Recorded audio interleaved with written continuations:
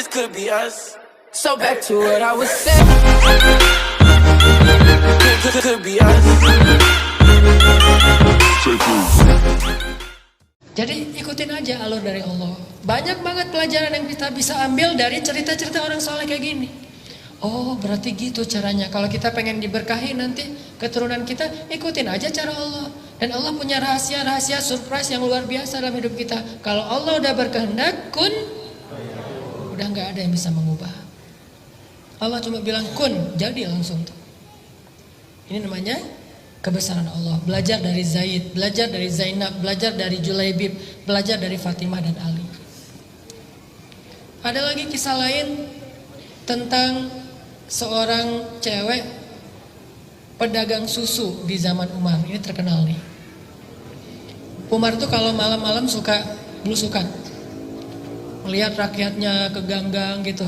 Suatu malam habis belusukan, Umar capek, akhirnya bersandar istirahat di dinding rumah seseorang.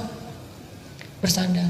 Lagi bersandar ngedengerin percakapan obrolan antara seorang ibu sama putrinya, sama anaknya. Kata ibu itu, wahai putriku, campurlah susu itu dengan air supaya kita dapat untung lebih besok di pasar.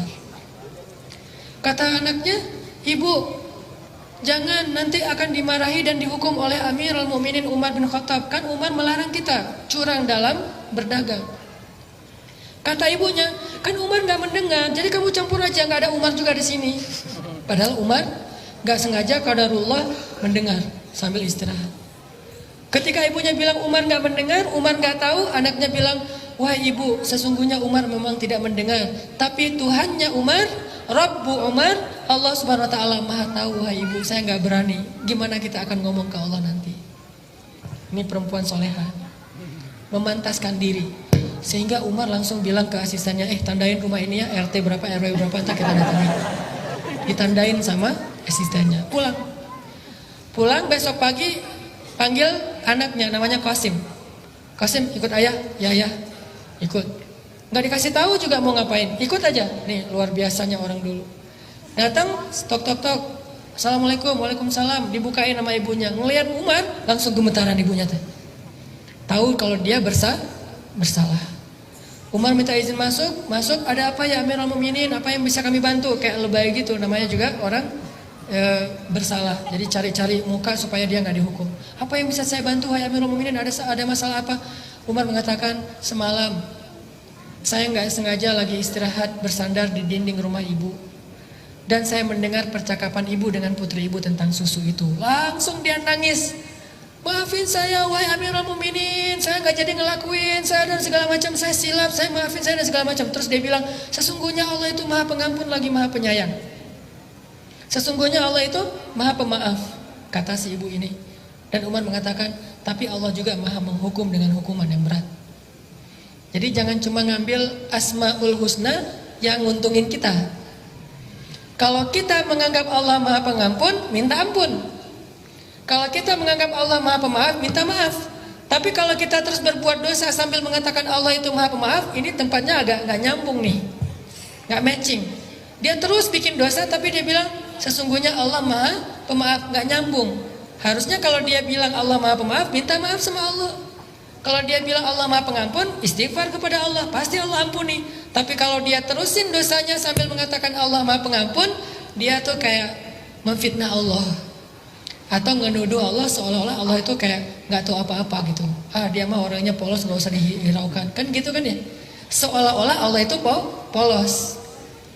Padahal ada nama lain, Allah juga dzuntiqam. Allah juga menghukum sesuai dengan dosanya. Tapi kalau minta maaf, Allah pasti maafin semua dosa tanpa ada pengecualian. Allah maha pengampun, Allah maha pemaaf, wahai Amirul Mukminin. Kata Umar, tapi Allah juga maha menghukum. Ya saya tahu, maafin saya. Kata Umar, udahlah kalau kamu udah maaf saya maafin. Tapi saya datang ke sini bukan pengen ngusut masalah itu. Saya takjub, kagum sama putri ibu. Putri ibu itu putri yang soleha. Ibu beruntung punya putri kayak dia. Dan saya akan sangat beruntung punya calon menantu seperti dia. Langsung ibu ini kaget, mau menikahkan putranya Umar dengan perempuan tersebut. Sehingga ibu ini langsung manggil putrinya, siapa gitu namanya, panggil. datang ke sini terus Umar bertanya, wahai putriku, saya ingin menikahkan putra saya kepada kamu jika kalian dua-duanya setuju. Ini pernikahan dalam Islam. Bukan orang tuanya yang setuju, tapi anaknya. Sehingga Umar bilang kepada anaknya Qasim, coba kamu lihat kepada perempuan itu, apakah kamu tertarik? Dilihat malu-malu gitu. Dan dalam hadis Nabi, kalau kita pengen menikahi seorang perempuan, kita boleh melihat dia. Kepoin Instagramnya, itu boleh. Makanya postingin di Instagram sesuatu yang boleh dilihat. Kan ada sahabat yang pengen nikah dengan seorang cewek tapi nggak pernah ngelihat ceweknya. Sehingga Nabi bertanya, kamu udah ngelihat orangnya? Belum ya Rasul. Ya udah lihat. Akhirnya kata dia, saya pun mencuri-curi pandang. Mencuri-curi pandang bahasa kita stalking. Akhirnya saya pun mencuri-curi pandang dari balik dinding lihat, oh itu ceweknya. Udah lihat? Udah ya Rasul, gimana? Saya terima, ya udah nikah. Nih, Umar nyuruh anak laki-lakinya ngelihat ceweknya dulu. Jadi yang ditanya laki-lakinya dulu. Jangan perempuan dulu. Kalau perempuan udah setuju, tiba-tiba laki-laki nggak setuju, kasihan. Perempuan perasaannya lebih peka. Mending laki-lakinya ditolak daripada cewek yang ditolak. Ini etika Islam. Umar tanya ke anaknya, gimana? Saya terserah ayah. Oke, berarti ya.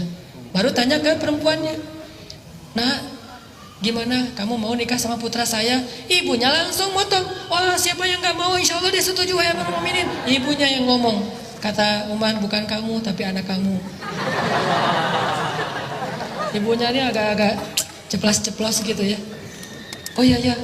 Gimana? Kamu mau nggak? Mau kan? Mau kan? Gitu dipaksain anaknya. Anaknya nggak ngomong, diam aja. Terus ibunya komen lagi. Ibunya ini suka komen, asal ada postingan komen. Anaknya diem aja, ibunya yang komen. Tuh kan Amirul Mukminin, kata Nabi juga, diamnya seorang perempuan artinya setuju. Ya udah kalau gitu nikah. Dari pernikahan ini akhirnya lahir anak, lahir lagi anak, anak dari mereka, cucu dari mereka kelak menjadi seorang khalifah, presiden paling sukses sepanjang sejarah yang bernama Umar bin Abdul Aziz. 2 tahun setengah memerintah, mengubah orang miskin, sampai satu negara nggak ada lagi yang mau menerima zakat. Umar bin Abdul Aziz. Ini gara-gara model pernikahannya tuh, ta'arufan jadiannya itu luar biasa. Apa pelajarannya di sini? Ternyata kalau kita pengen dapat imam yang paling keren, pantaskan diri kita untuk mendampingi dia. Kalau kita pengen punya makmum yang solehah kayak Khadijah, pantaskan diri kita seperti Rasul untuk menjadi imam bagi dia. Gak mungkin seorang imam yang gak bisa baca Quran ngimamin makmum yang hafiz 30 juz. Ini agak-agak gak sesuai dengan fikih nih. Kalau kita pengen ngimamin orang-orang yang hafiz, kita hafalannya harus lebih banyak. Kalau kita pengen ngimamin seorang cewek yang solehah, yang taat, kita harus lebih soleh. Gitu juga cewek. Kalau mau diimamin oleh imam yang soleh, kita harus memantaskan diri biar kita gak banyak protes. Karena kalau kita gak pantas, imamnya udah jalan kemana, kita gak nyambung. Kok gini, kok gitu, kok gini, kok gitu. Makanya Allah gak mempertemukan kita. Daripada bertemu nanti malah rame. Kayak misalnya kita baru hijrah, jadi masih anak baru lah. Belum pro, hijrahnya masih amatiran, baru belajar.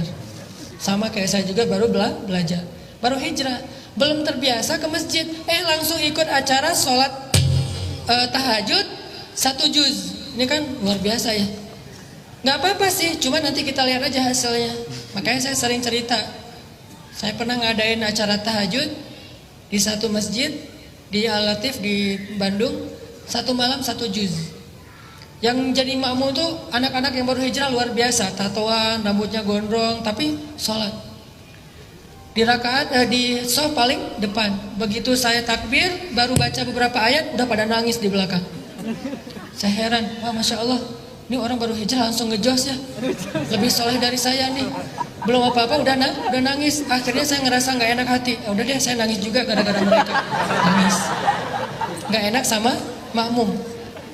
Nangis dan nangis juga. Nangisnya luar biasa. Begitu selesai sholat saya tanya, kok kalian bisa gitu ya, sholat khusyuk banget sampai nangis-nangis segala. Ustadz, itu bukan khusyuk kata mereka. Ustadz bacanya kepanjangan. Ini nih kalau nggak nyambung makmum sama imam. Kenapa kok kita pengen punya imam yang soleh tapi belum datang juga? Karena mungkin kita belum menjadi seperti perempuan itu yang memantaskan diri buat dia. Kecuali kita pengennya yang biasa-biasa aja, besok juga bakalan datang. Karena kita pengennya terlalu tinggi, idealis, keren, berarti kita juga harus minimal mendekati. Saddidu wa qaribu, kata Nabi. Persiskan diri kalian, pantaskan diri kalian, atau minimal dekati sesuatu yang baik itu. Baru nanti dia datang. Jadi kalau pengen mempercepat kedatangan imam yang idaman itu, maka ayo kita akselerasi, memperbaiki diri sampai kita pantas bagi dia. Kalau pengen cepat bisa diterima lamarannya oleh seorang cewek yang idaman banget, maka pantaskan diri kita untuk ngimamin dia. Itu pesan dari adegan antara Umar dengan perempuan penjual susu.